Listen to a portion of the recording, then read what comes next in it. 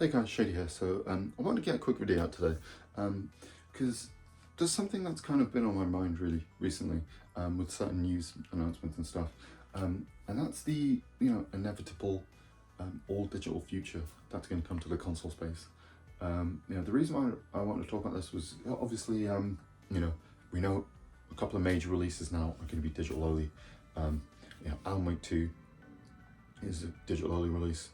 And then the new Yakuza game, Like a Dragon Gaiden, is only getting, I think, just like a physical release on PlayStation in Japan and nowhere else, which is kind of disappointing. The thing I just wanted to really discuss was what I think is going to happen, and that's I really feel like, obviously, next console generation, I think it's going to be entirely digital, but I personally think, this gen, they're going to start phasing out the physical systems. I really don't think we're going to see many, we're slowly going to see these major releases sort of stop doing discs anyway, because it's kind of, we're seeing it already, kind of in a way where, you can see that developers, they want to push games out quicker, they don't want to, they probably don't want to, waste as much money developing these discs and stuff. I mean, I don't like that personally, but as things get more expensive, they want to look at ways of cutting prices, and having discs is kind of one of it, isn't it? Because you look at some games that come out, like Jedi Fallen Order, where it has like the full game isn't even on there. You got like Modern Warfare, where it's just a download key. I think Modern Warfare 2, wasn't it? Which was just a download key on the disc, so it's basically pointless even buying that disc version. And also, every game base has a day one patch, doesn't it, to fix everything, which is insane. So, it feels like they've been grooming us into just like not seeing or having less benefits to having the disc, even though what I would say to counter that is, you still get, for the most part, you're getting a day 1.0 version of a game, sometimes with unique sort of quirks and features that are later removed. You look at all FromSoft's games really, you've got Elden Ring, which when you play it without the patch offline, you get to play like this amazing broken version of the game with the Ice Rune Hatchet, where you can just demolish the game easily with like really low stats, and it's a lot of fun. Makes for awesome like speedruns and stuff. And then even with their old titles like Dark Souls 1 on the PS3, it was just so cool to have that original version on the disc, because it's got like a lot of really interesting quirks. And these versions of games will be lost when there's no discs, and to me that's just a bit upsetting really, the fact that we're going to have kind of less choice when it comes to the games, and we're not going to own shit either, because you're just going to have like a digital license, aren't you, when you don't actually have the physical release. Then it's down to the behest of the developers and the publishers and everything, because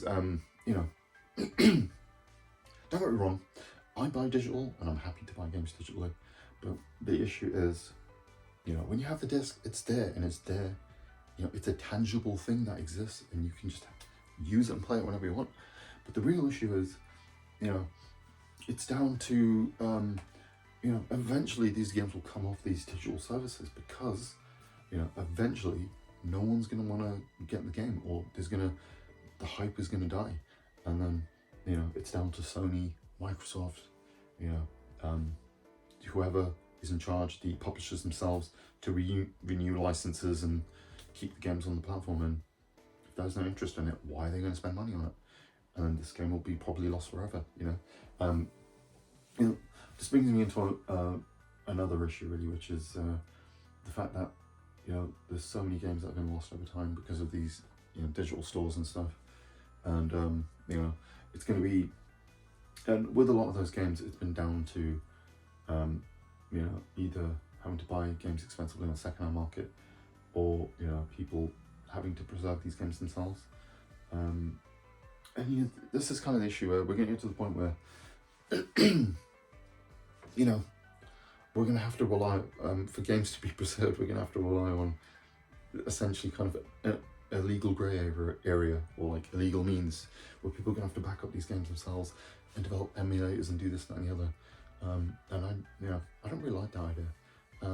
But obviously, it's inevitable, though, isn't it? When you look at Sony and you look at Microsoft, they both offer a digital SKU of their systems.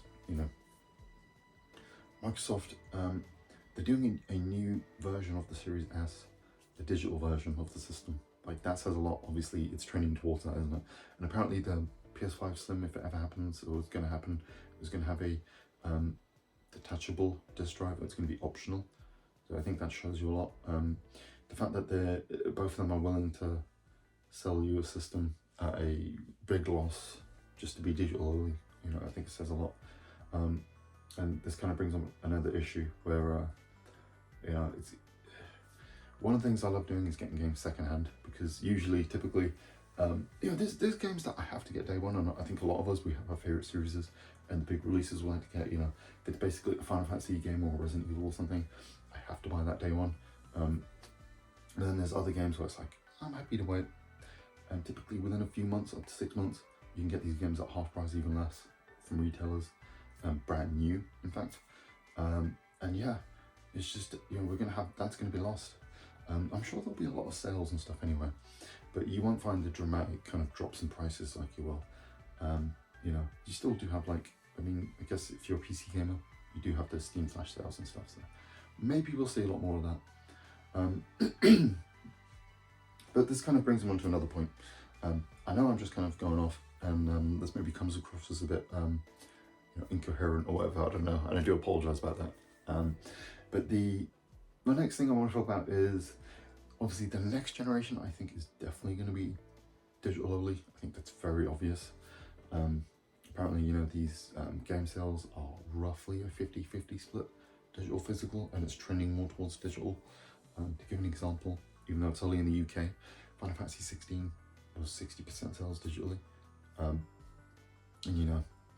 I think we're going to see definitely more of that.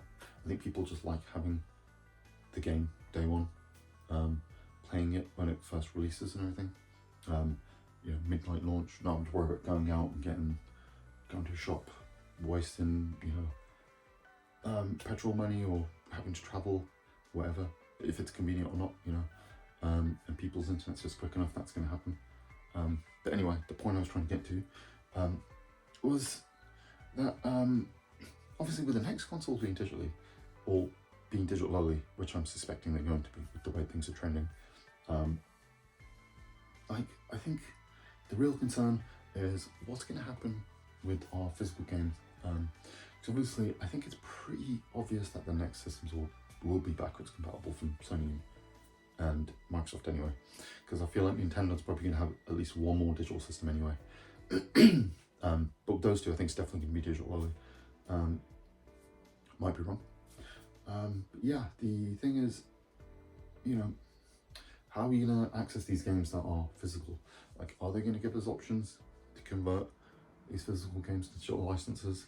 I remember a few years back, or maybe a year or two ago, I remember hearing that Microsoft are looking into something like that, a way for people to make their physical games digital, whether that's paying a small fee or something, or whatever, or just popping in the desk and it converts it or something, who knows. But that's something they need to look into. Saying that, they'll probably just make it so all your digital games are compatible, I would imagine, which would kind of suck. Is one of the great things about the PS5 and the Series systems is the fact that there's a lot of games that didn't run too good, but because of the boost performance, or too well, sorry, because the boost performance, they play really good. Obviously, you're looking at games like a lot of the FromSoft games, Dark Souls 3 and Sekiro, for example. You can play at a locked 60 frames a second when you're playing them on the new systems.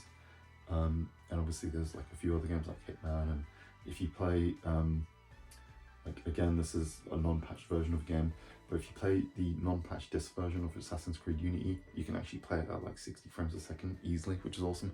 It still has other bugs and glitches and stuff, but it's still really cool. And again, that will be one thing lost. So, yeah, it's not necessarily all doom and gloom, obviously. But for me, I think, personally, I'll probably just not be buying as many games. When that happens, I'm just going to get the big releases, I think. And I don't know if that's going to necessarily be the case for everyone, but I feel like maybe a lot of old hats like me, or old heads I should say, I think will probably be the same. I know a lot of newer gamers, they really don't care.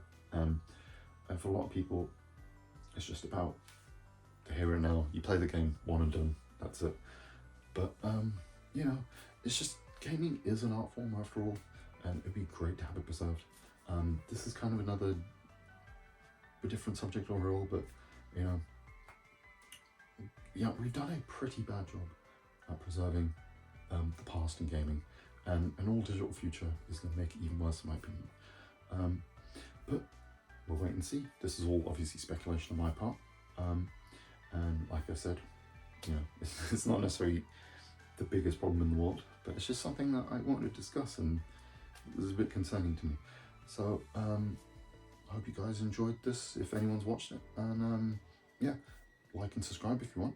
You know, it helps me out, keeps me wanting to make more videos, and hope you guys have a great rest of your day. See you in the next one.